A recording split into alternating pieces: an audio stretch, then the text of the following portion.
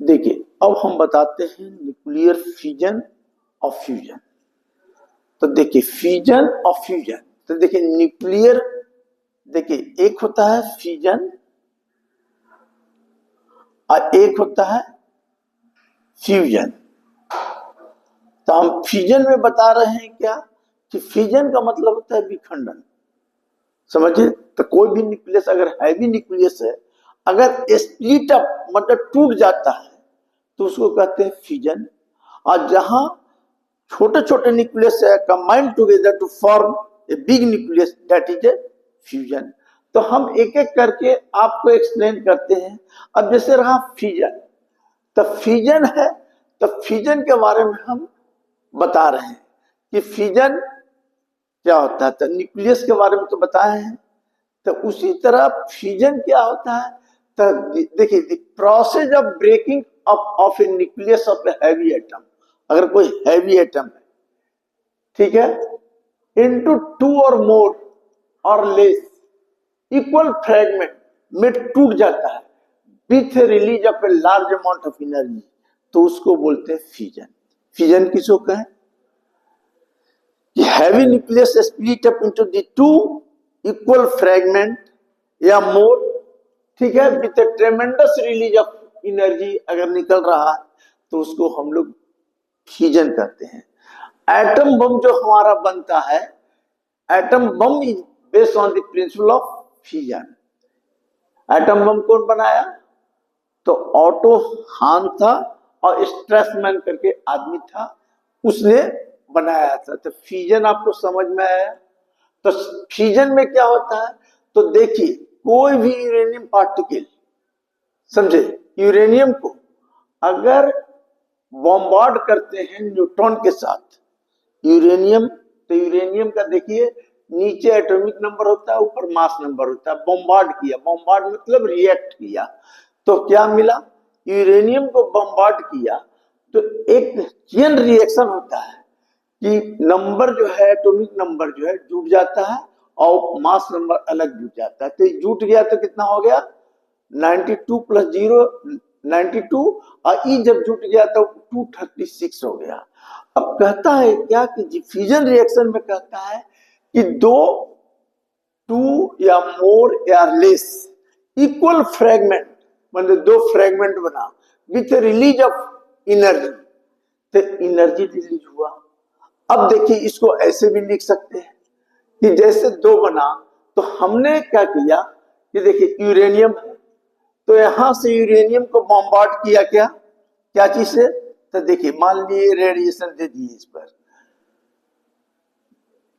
तो बॉम्बार्ड कर दिया, तो पहले क्या बना, अनस्टेबल न्यूक्लियस बन गया। जैसी बॉम्बार्ड किया तो ये अनस्टेबल न्यूक्लियस बन गया।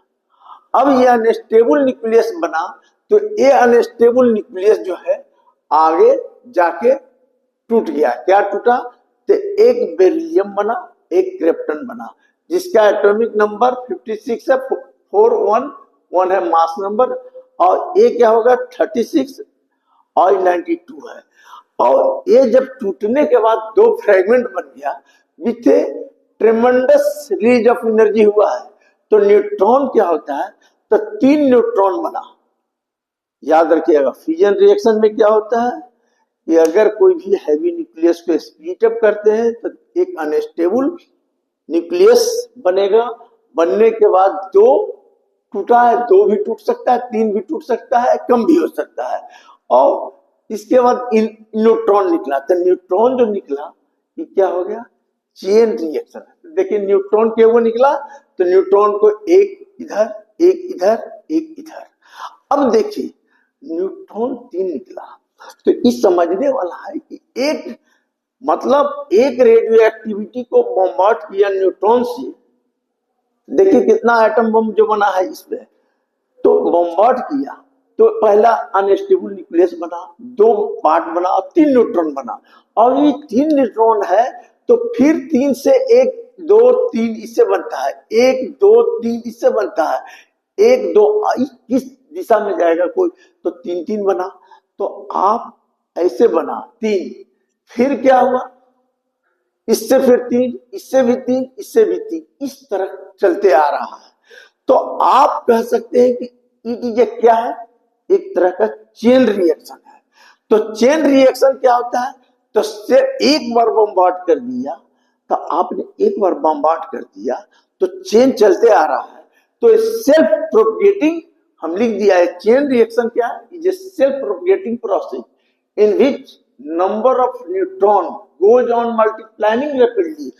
Number of neutron goes on multiplying rapidly, rapidly बढ़ रहा है, almost in geometrical progression.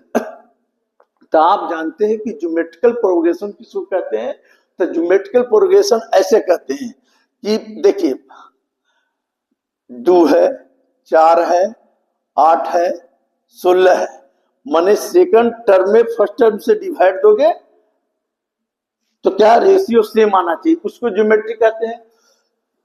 तो देखो पहले 1 न्यूट्रॉन था, बॉम्बार्ड किया, कितना बना 1 2 3, इससे कितना बना 1 2 3 1 2 3, और इससे भी बनेगा 1 2 3, तो कितना हो गया 3 3 6 3 9 23।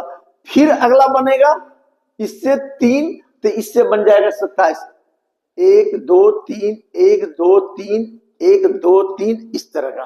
तो इसको हम लोग लिख दिए हैं क्या, कि कभी कभी कंपटीशन में ऐसा आता है कि आप geometrical progression during the fission the whole of fissile material is disintegrated, ये टूट रहा है, तो number of produce in such generation, इस जनरेशन में कितना बनेगा, तो आप सीधे याद रखिएगा फॉर्मूला 3n।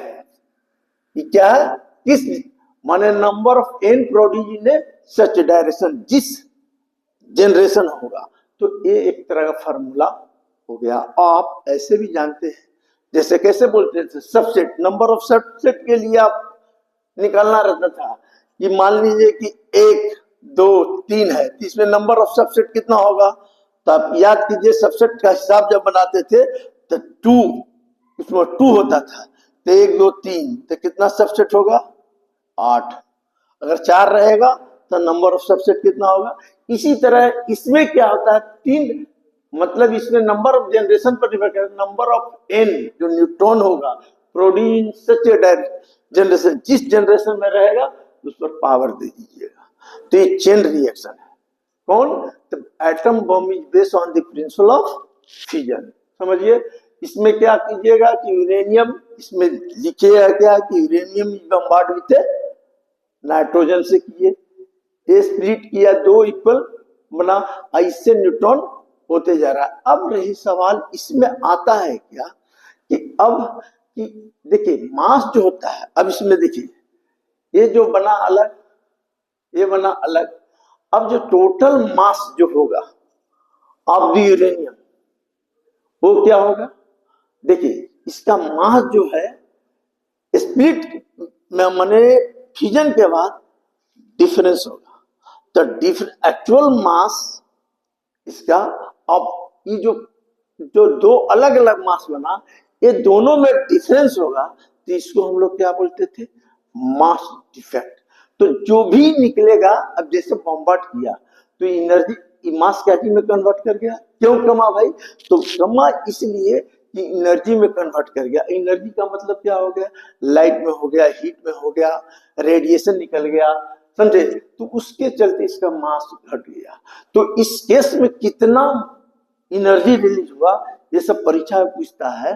तो एनर्जी तक देखिए हम निकालते हैं, पहले आप देखिए कि कैसे आता है, जैसे आप बनाए होंगे एनर्जी रिलीज फिशन, तो देखिए मास ऑफ यूरेनियम क्या होता है, तो मास ऊपर वाला का लिखते हैं, तो मास ऑफ यूरेनियम हम लिख दिया इतना, ये दिया हुआ रहता है, ठीक है। मास ऑफ न्यूट्रॉन क्या होता है, तो मास ऑफ न्यूट्रॉन आप जानते हैं 1 मास होता है, तो 1 न पॉइंट में लिखा हुआ रहेगा 1.008, तो अब टोटल मास कितना हो गया, जोड़ के देख लीजिए 236.053 आ गया, तो ये मेरा टोटल मास हो गया। ये क्या हुआ, बिफोर फ्यूजन, ये हो गया बिफोर फ्यूजन। अब कर दिए क्या, बॉम्बार्ड कर दिए, तो अब क्या हो जाएगा मास मेरा ये अनस्टेबल हुआ, मतलब अनस्टेबल हुआ मास, मतलब इसमें घट गया तो क्या हुआ, तो बना क्या, मिला बेरिलियम, बेरियम, बेरियम एक क्रिप्टन। तो बेरियम का मास कितना है 141, तो 141 आता है, तो 140 पॉइंट से 9 ऊपर है तो 41 आ गया, ये दिया हुआ है। क्रिप्टन का मास कितना है 91.8, तो ये भी हो गया 92। अब रही सवाल कि यहाँ पर निकला कितना, तो यहाँ पर याद रखिएगा, यहाँ पर न्यूट्रॉन की जगह हम लिखा है न्यूट्रॉन का मास होता है इतना, देखिए न्यूट्रॉन का मास होता है इतना, इसमें 3 न्यूट्रॉन निकला है, इसलिए 3 का मास इतना लिखिएगा। ये सब प्रॉब्लम बनाने में बहुत काम देगा, अगर आपको नहीं समझ में आया तो बड़ा दिक्कत होगा। देखिए हमने पहले बिफोर फिजन, मतलब फिजन के पहले मास इतना आया, ये लिख लीजिए, ये आया। हमने बॉम्बार्ड करने के बाद मेरे को मास टोटल कितना मिला 235.8, तो एक्चुअल मास जो था वो ऑलवेज ग्रेटर देन दिस, तो डिफरेंस इन डिक्रीज इन मास कितना आया इतना, तो मतलब घट गया, जो डिफरेंस जो होता था हमने बताया है मास डिफेक्ट, तो ये मेरा मास डिफेक्ट एक तरह का आ गया। अब हम इतना आ गया मेरा मास डिफेक्ट, और आप क्या जानते हैं कि इतना डिफेक्ट आ गया, तो हम जानते हैं कि जो भी कुछ बना वो क्या चीज में बन गया, एनर्जी में। तो हम आइंस्टीन क्या बोलता है कंडीशन, देखिए आइंस्टीन क्या बोलता है क्या, कि देखिए एनर्जी बराबर हो जाएगा हाफ माने mc², ये हो गया डिफेक्ट डेल इंटू c², बोलिए तो एनर्जी हमारा कितना हो जाएगा, तो बताइए कि ये मेरा हो गया E डेल mc²।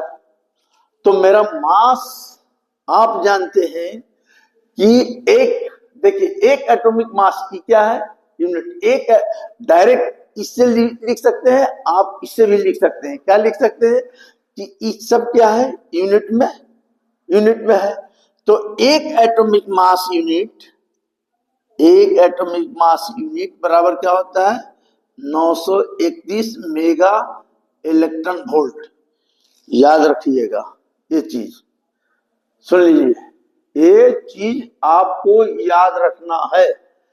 हम पिछले क्लास में भी एक एटॉमिक मास यूनिट निकाले थे, E बराबर m मास ऑफ C का वैल्यू बैठाने के बाद हम किए थे, फिर उसके बाद हम इलेक्ट्रॉन वोल्ट में लाए थे, समझे, और उसके बाद बदल दिए थे। तो एक एटॉमिक मास यूनिट बराबर होता है 931 मेगा इलेक्ट्रॉन, हमको मिला कितना इतना, इसलिए ये क्या है इतना यूनिट बराबर।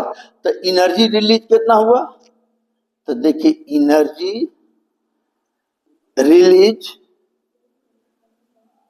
ड्यूरिंग फ्यूजन कितना रिलीज हुआ, तो देखिए आप क्या कीजिए, ये क्या है, देखिए 0.233 इंटू 931 कीजिएगा, तो इतना करेंगे आप, तो इतना मल्टीप्लाई करेंगे तो एनर्जी जो रिलीज होगा ये आता है 209, समझे 209 मेगा इलेक्ट्रॉन वोल्ट। तो 209 मेगा इलेक्ट्रॉन वोल्ट, तो एनर्जी रिलीज जो होगा, सुन लीजिए, एनर्जी जो रिलीज होगा during the fusion reaction average लिया गया है 200 मेगा इलेक्ट्रॉन वोल्ट, ये कंसीडर किया।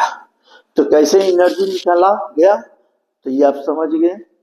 कोई भी पूछेगा ड्यूरिंग द फ्यूजन रिएक्शन में क्या होता है भाई, तो ड्यूरिंग फ्यूजन में एटम बम बनता है, तो जो एनर्जी रिलीज होता है 200 मेगा इलेक्ट्रॉन वोल्ट रिलीज होता है, ये हो गया फ्यूजन। अब फ्यूजन में हमने आपको क्या बताया कि एक चेन रिएक्शन है, और चेनी रिएक्शन नहीं है, ये uncontrolled chain reaction. And control का मतलब क्या हो गया कि अगर इसको एक बार न्यूट्रॉन को यूरेनियम पर बम्बार्ड कर दिए तो ये स्प्लिट अप होते रहेगा। इसमें हम बताएं कि number of neutron produce in this generation, क्या फॉर्मूला हो गया 3 to the power n। अब रही सवाल कि एक होता है, देखिए एक होता है मल्टीप्लिकेशन फैक्टर, कुछ किताब में रिप्रोडक्शन फैक्टर देता है, तो कोई दिक्कत नहीं, के होता है। मल्टीप्लिकेशन फैक्टर क्या है, तो सेकेंडरी न्यूट्रॉन मतलब ई न्यूट्रॉन हो गया प्राइमरी, ई क्या हो गया 3 को हो गया, तो ई क्या हो गया सेकेंडरी, और इससे जो निकलेगा ई क्या हो जाएगा, ई हो जाएगा प्राइमरी या ई हो जाएगा सेकेंडरी। तो कहने का मतलब है कि रेशियो अगर ले लेते हैं secondary to original neutron in preceding generation का मतलब आगे वाला जनरेशन, अगर इन दोनों का रेशियो लेते हैं, ठीक है, अगर के का वैल्यू 1 आ गया, ये सब ऑब्जेक्टिव में आप लोगों को काम देगा, अगर के का वैल्यू 1 आ गया तो एसटीडी कह सकते हैं या क्रिटिकल बोल सकते हैं। क्रिटिकल, अगर के का वैल्यू, के क्या है तो हम पहले बता दिए मल्टीप्लिकेशन फैक्टर है, अगर के का वैल्यू 1 से ज्यादा है तो सुपर क्रिटिकल कहलाएगा, अगर लेस देन है तो सब क्रिटिकल कहलाएगा, और के इक्वल टू 1 है तो एसटीडी हो गया, माने एसटीडी एकदम चल रहा है। तो ये चीज आप दिमाग में, फ्यूजन माने atom bomb is based on the principle of fusion, समझे। और ये चीज कितना एनर्जी कैसे आया, तो भी आपको जो एनर्जी रिलीज होगा इतना होगा, तो ये सब चीज आप फ्यूजन समझिए।